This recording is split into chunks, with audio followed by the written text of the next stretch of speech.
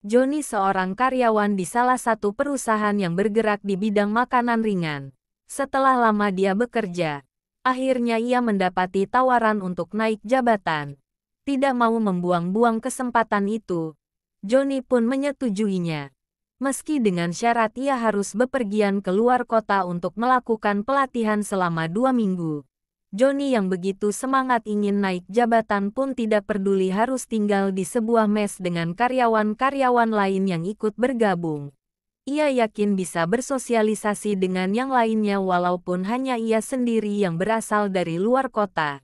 Selama 6 hari pertama dari pelatihan itu, Johnny merasakan semuanya berjalan dengan lancar dan normal. Tidak ada yang aneh. Ia melakukan pelatihan dengan tekun. Namun, di hari ke-7 pada saat itu pelatihan diliburkan selama 2 hari. Semua karyawan yang mengikuti pelatihan kembali pulang ke rumah mereka masing-masing. Sedangkan Johnny yang tinggal di luar kota merasa tanggung kalau harus pulang. Apalagi dengan jarak yang jauh belum lagi dengan biaya transportasi tambahan. Akhirnya, hanya Johnny yang tersisa untuk tinggal di mes. Pelatihan biasanya dimulai dari jam 8 pagi sampai jam 9 malam dan pada saat itu, sudah jam 9 malam. Bahkan satpam yang bertugas untuk menjaga mes pun hanya berjaga sampai jam 10 malam. Jadi, tepat setelah jam kerjanya selesai, satpam itu pun pulang. Sebelum pulang, satpam itu berbicara kepada Johnny. "Aku pulang dulu ya Mas. Mas Johnny berani kan di sini sendirian?" Tanya satpam tersebut dengan nada seperti meragukan. "Beranilah, masa enggak?" Jawab Johnny dengan percaya diri. Setelah satpamnya pamitan, Johnny pun kembali masuk ke mes.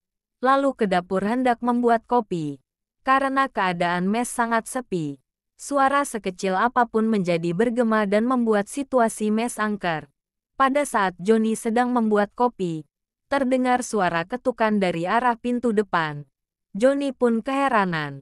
Siapa yang mengetuk pintu karena sudah tidak ada siapa-siapa.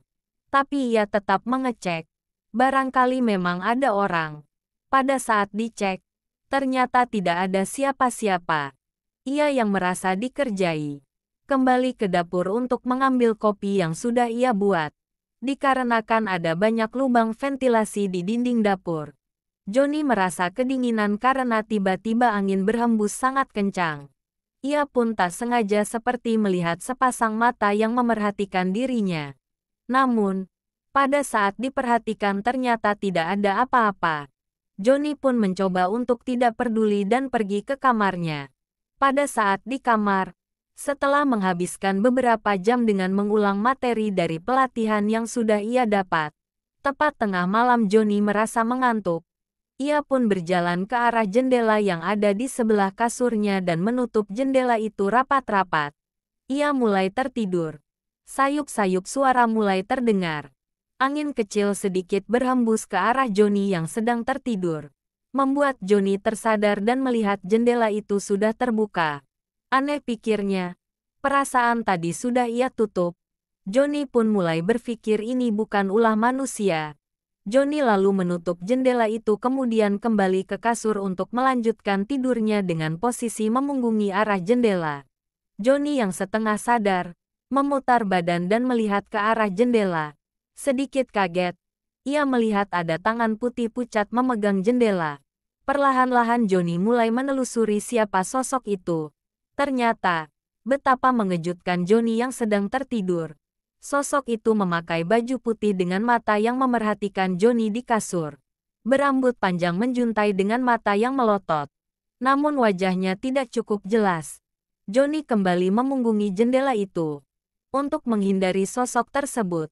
Namun, Johnny masih ada rasa penasaran untuk menoleh ke arah jendela dan masih tampak sosok tersebut berdiri memerhatikan ia dengan tangan menjulur ke jendela.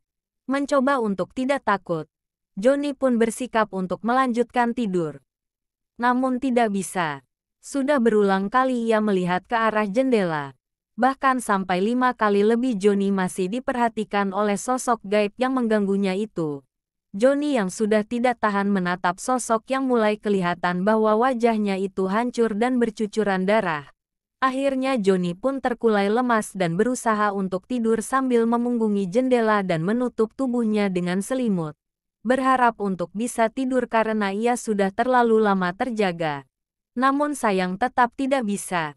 Dia merinding dan hanya perasaan takut yang ia punya selama itu.